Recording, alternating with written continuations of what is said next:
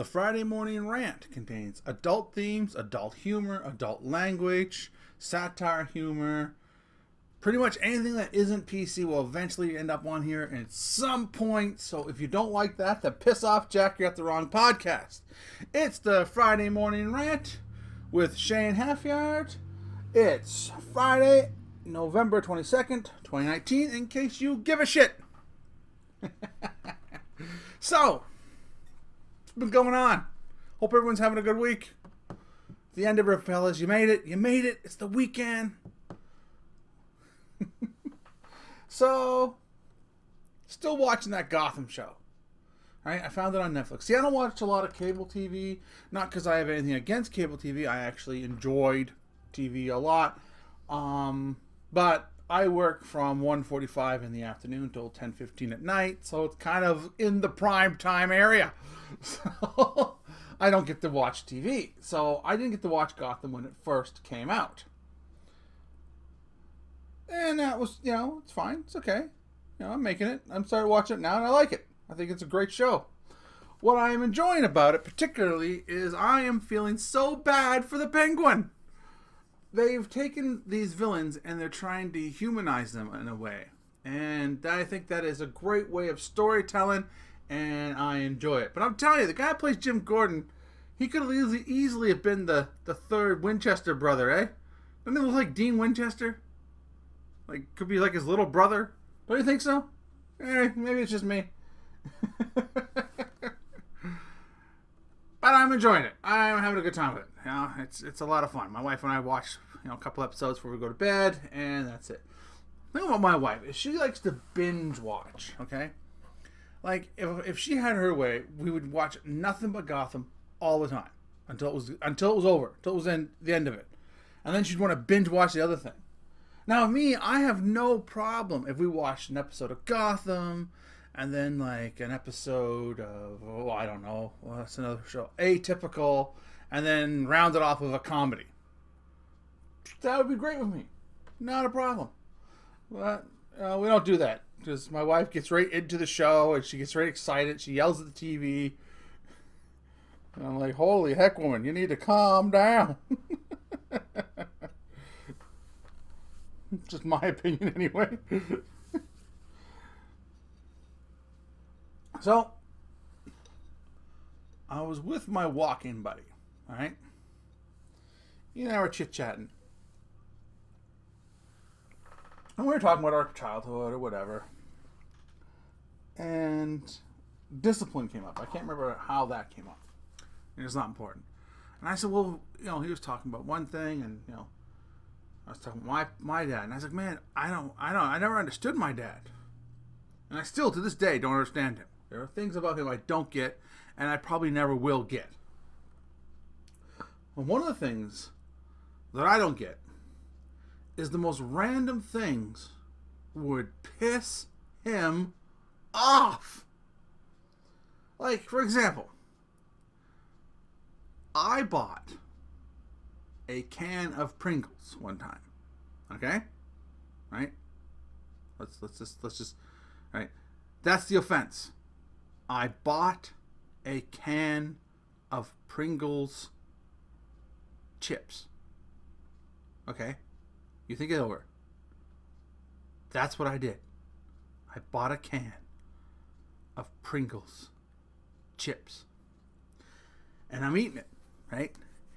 And he just starts going on about how, why'd I waste my money on buying such an expensive thing of chips and blah, blah, blah, blah, blah, blah, blah. And he was just bitching and getting madder and madder that I bought this can of chips. Does that, like, this man buys beer every weekend, chain smokes like a motherfucker, okay? And I not once look at him and go, why are you wasting your money on beer? Why are you wasting your money on smokes? Because it's his money. It's his business. It was my money, my business. He needed to fuck off. But he wouldn't.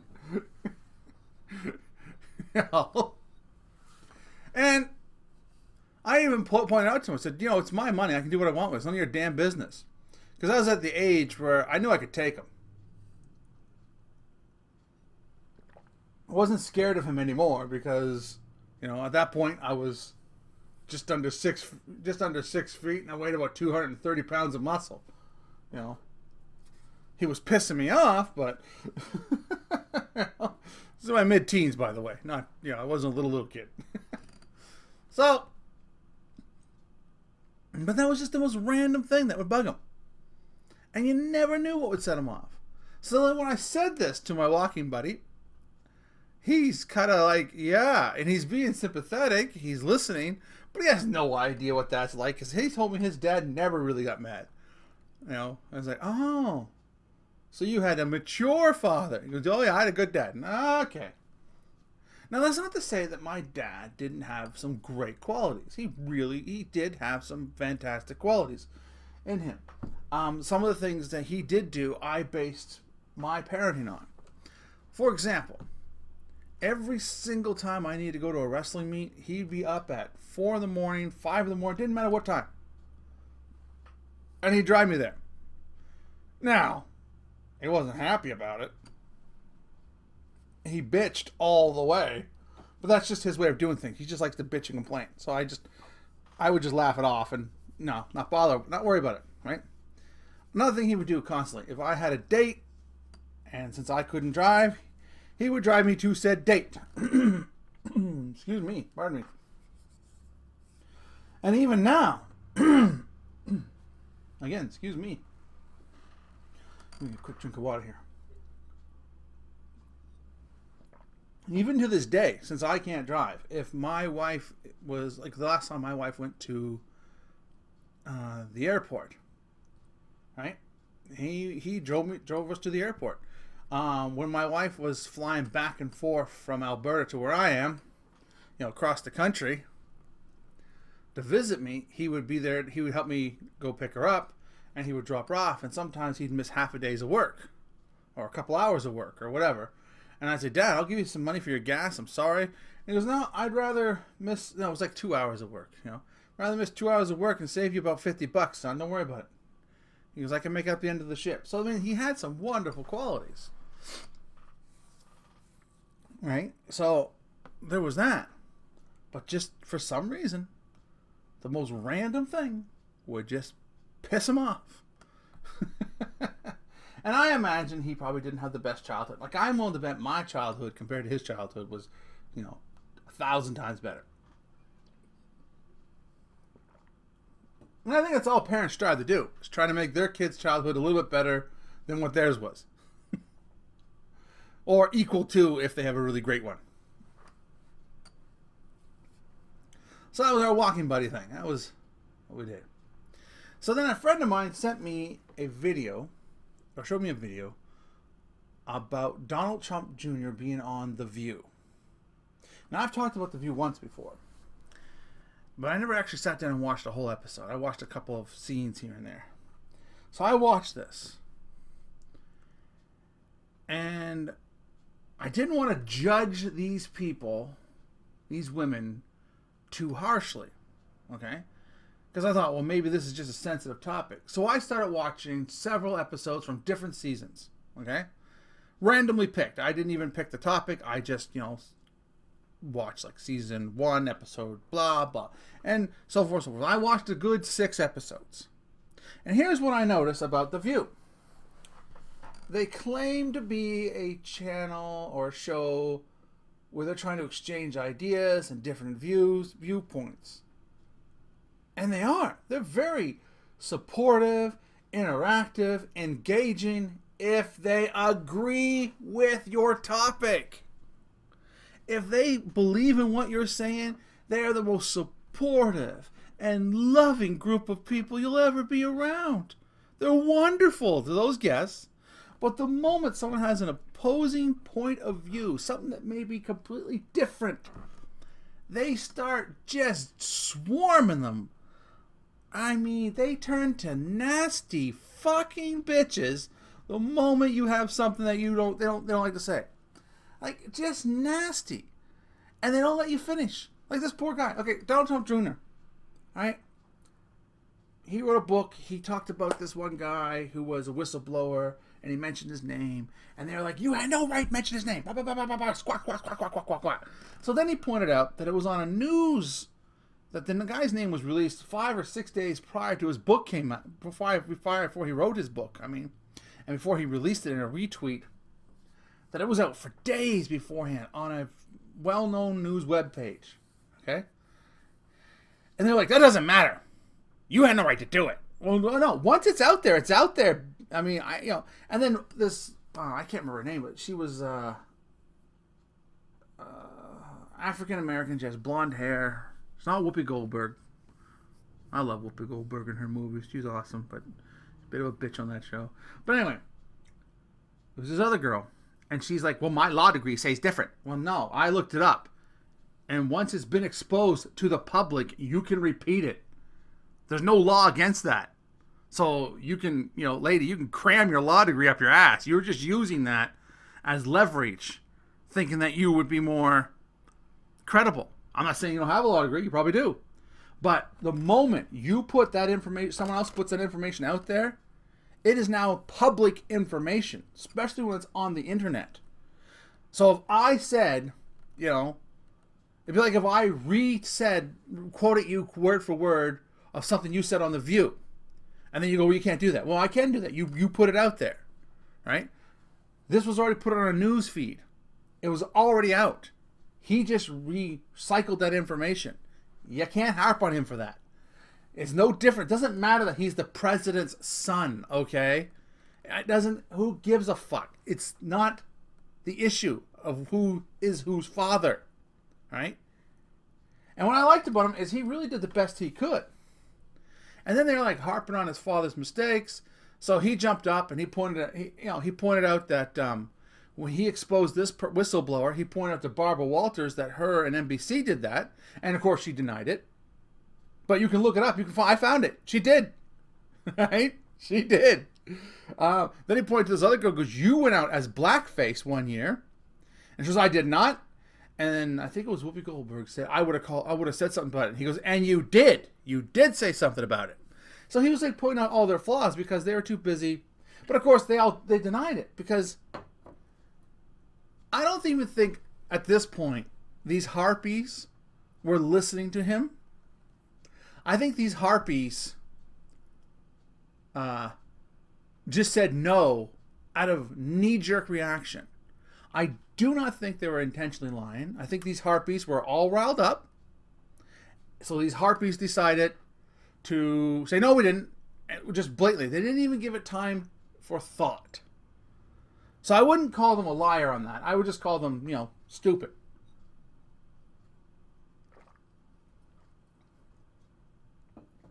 Now this is where people are going to say, oh, you're anti-feminist, you don't like strong women. I love strong women. Okay? I think strong women are wonderful. I think we need more of them. But those 4 women aren't strong women. Okay?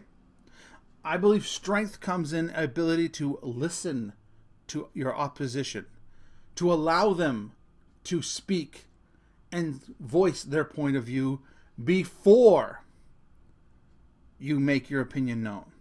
I believe that a strong person, I'm not even going to go say women anymore because I just like strong people, period.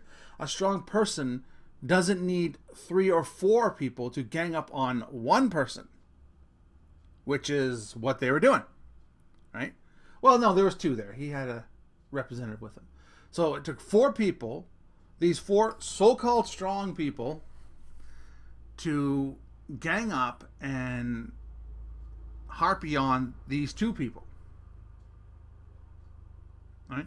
Now that's not actually an argument or a debate. What they're doing is something that some people do over and over again. They figure if they talk louder and over you, they're going to win not only the argument, but they're going to win the crowd. And that's what that was for.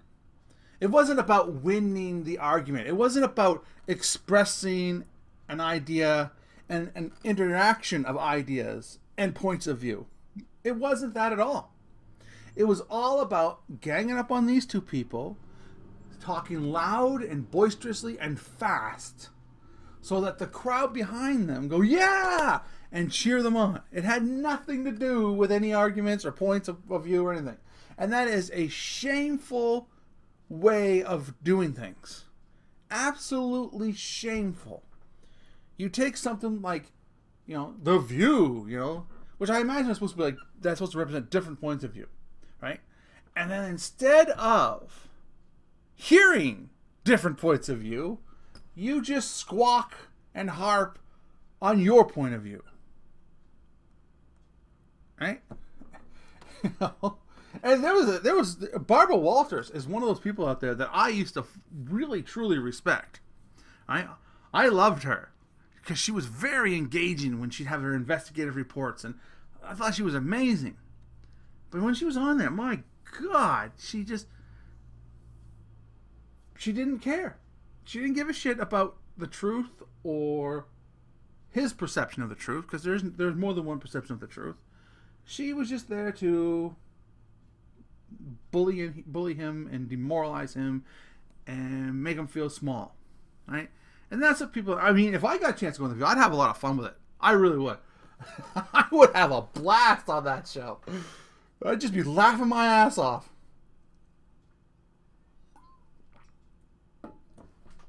Because they're just there to squawk and bitch and moan and complain at this person.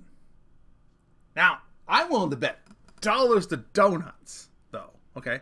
Had you said, oh my God, you ladies are so right. I shouldn't have done that, and I'm going to do what I can to make amends for it. Then they would have swooned over him and told him how great he is, and they would have been on his side. But the dude said, no, fuck this. I stand by what I say. I did it. This is what I'm doing. I'm still going to do it. There we go. And he must have known what he was in for. He had to have known what he was in for. Oh, God. Anyway, I got an email from a guy named Kirby K. He's been one of my 11 guys, or people. I should say people, because I got a couple of female subscribers. And he wanted me to talk about Coppa. Either Coppa or Coppa. I can't remember how it's pronounced. In the YouTube community, Coppa is being initialized in January. And it is a rule basically stating you have to claim if it's for kids or not, your videos.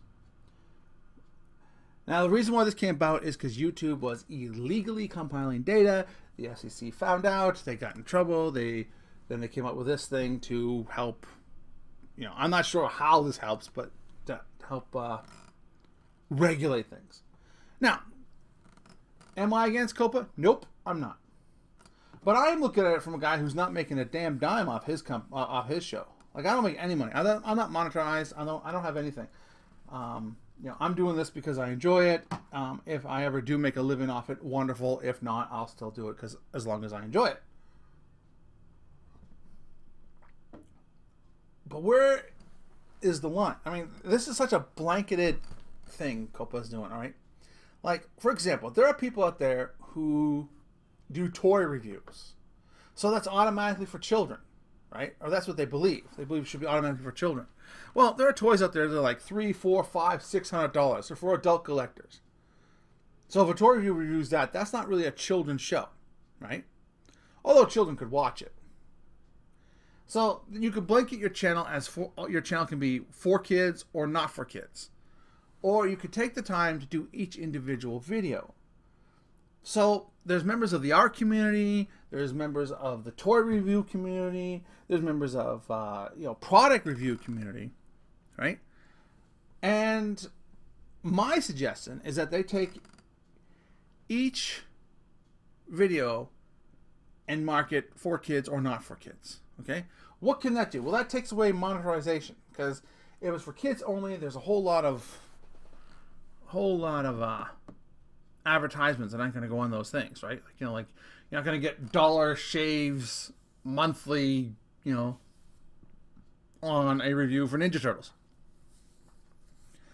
and you're not going to get, I don't know, what the hell's advertised for kids?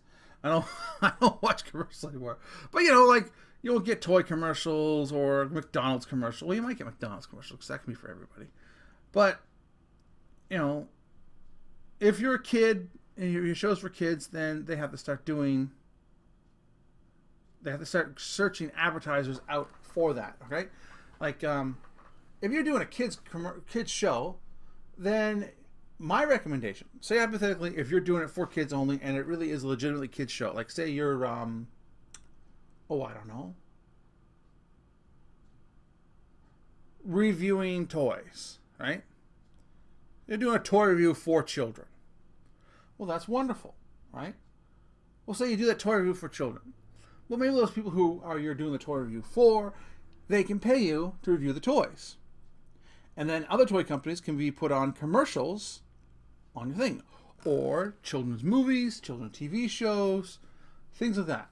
If you are not for kids, then you're not really affected by that. Right? You can still get your monetization from, adult themed shows, adult themed movies,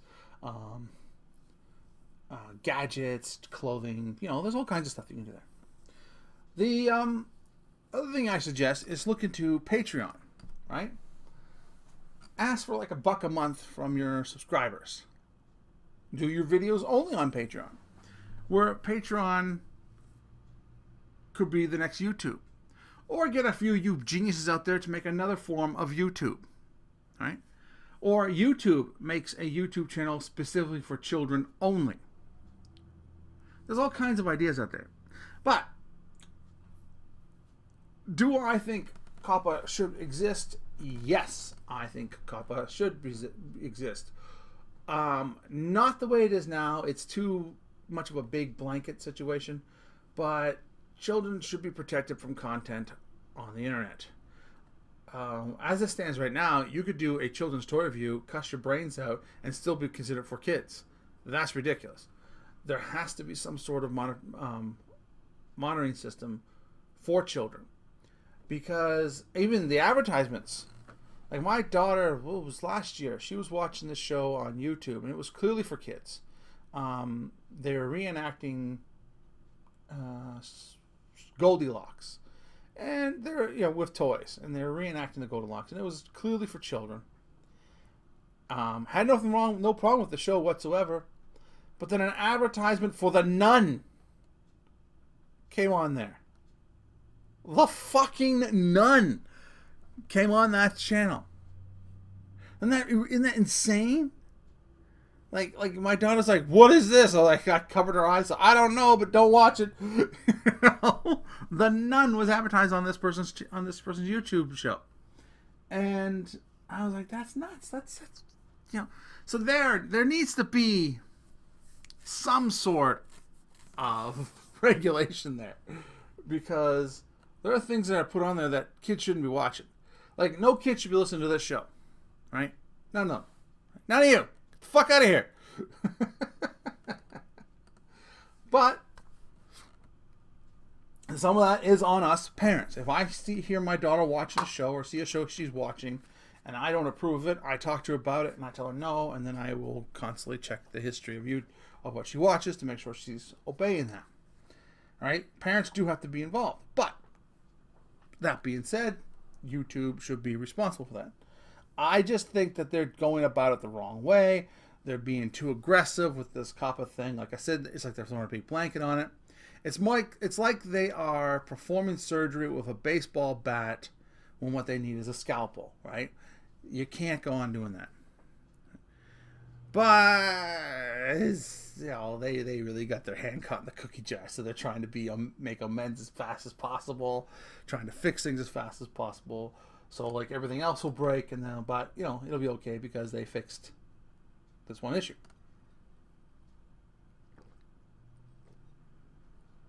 There are people out there that use YouTube as their living. Right? I would love to be one of those people, but I am not. But there are people there that they don't have to work a 9-to-5 job. They have their YouTube channel and they do what they can, and their quality of shows improve over time, and their funding, their monetization is going to be affected. Their hands are going to be tied. Right? But I think if they weather the storm, things will get better. Once if YouTube starts losing money, things will get better. Okay, that's how you got to look at it. The other way to look at it is, like I said before, consider forming some sort of other form of YouTube. there's probably a lot of smart guys on YouTube right now that could literally get together and form their own version of it. Call it like, We Share or You Program or whatever. I don't know. I'm just, I'm not. This is why I'm not in this business, folks. But that's one other way you could do it. You could deal with it in that manner. You could say, okay, fine, let's start our own form of YouTube. Come up with better ways of monetization. Come up with better ways of attracting the customers, fixing the flaws that YouTube, that, if you're out there, if you're smart enough, anybody out there, I mean, again, I'm not smart enough. I would not be able to do this. But if you are one of those people that are smart enough and you can come up with something like this, take a look at all the faults and flaws that you found in YouTube and improve upon it. Because, you can do this if you really want to. And if anybody doesn't, let me know. Maybe I'll go to your side. Anyway, I agree with the finer points of Coppa. I do believe that children should be protected online. I do not agree with how they're going about it, and I do hope that they improve the situation in the future. Only time will tell. They'll be effective January, so we'll have to wait and see. Anyway, that's all for now. Till next week, take care of yourselves and each other. Bye for now.